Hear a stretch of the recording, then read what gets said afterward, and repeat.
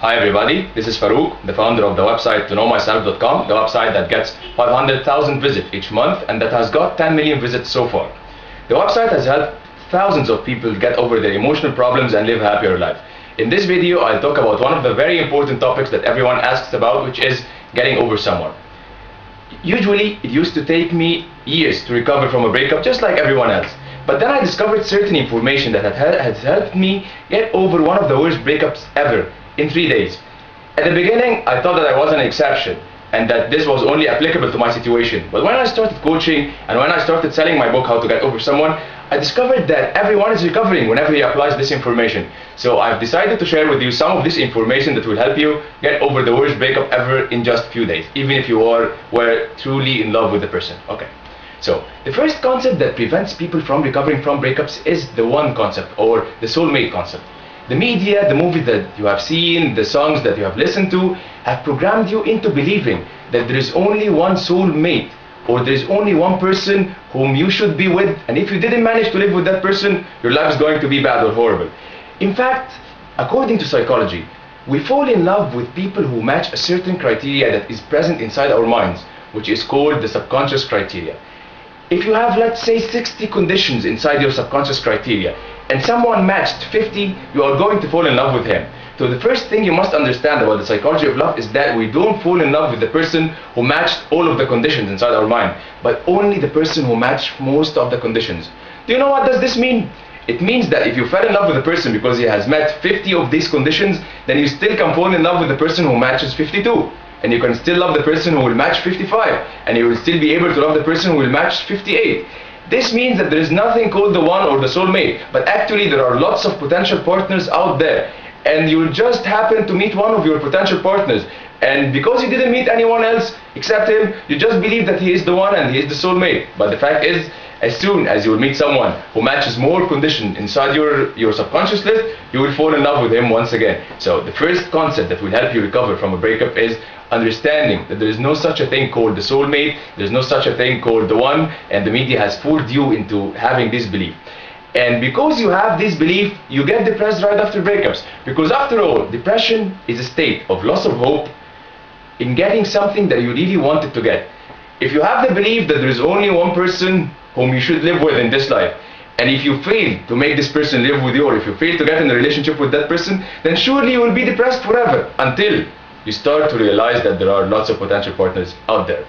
The other point is, lots of people get into relationships not because they love the other person, but because they want to feel more confident, because they want to have a higher self-esteem, they want someone to take care of them, they want to escape from their emotional problems, they want to escape from the pain they are experiencing in their lives, and that's why they are hiding inside the relationship. Of course, they never understand that.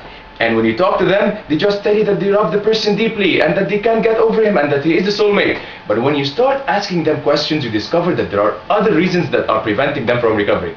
For example, I do coaching for lots of clients, and usually when a person tells me that he can hardly get over a person, I ask him, why are you feeling bad? He tells me, because I love him and because I care for him. Okay, why do you love him and why do you care for him? The answer sometimes becomes, because he used to make me feel important, because he used to take care of me. And then I reply saying, come on man, you don't love her. You just need someone to make you feel important, or you just need someone to make you feel that you are a worthy person, and you just need someone to make you feel more confident. Lots of people, or the majority of people, get inside relationships to feel worthy, to feel better about themselves, to escape from problems, without realizing that they don't really love the person, but they are dependent on the relationship. This is the big difference between true love and relationship dependency, depending on the relationship to escape from a bad mood. And the solution to this problem is usually not trying to get the person back, but to fix your own self-confidence, to fix your life, to get over the emotional problems that are preventing you from living on your own in a good state.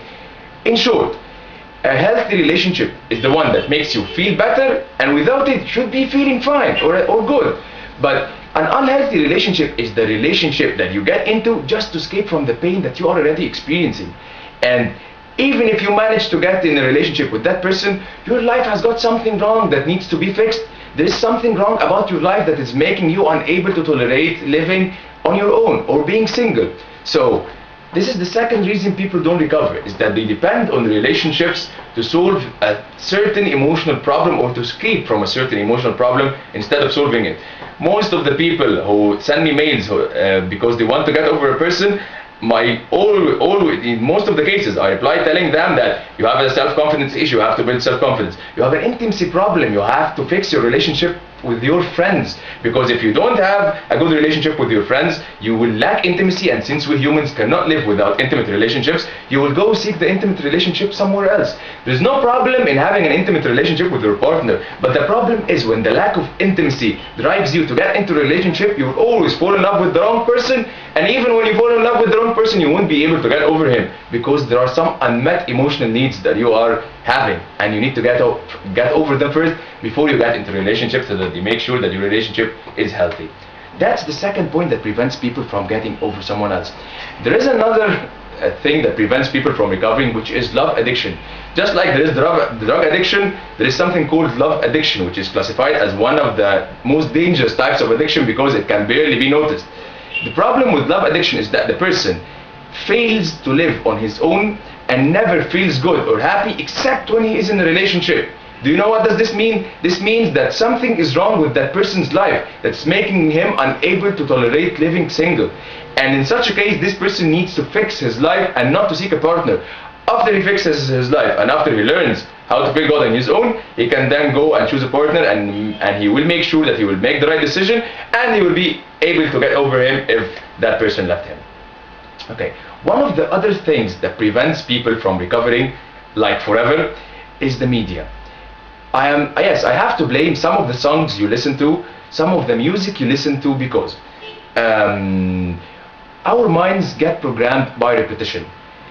A certain song keeps programming your mind with certain beliefs until they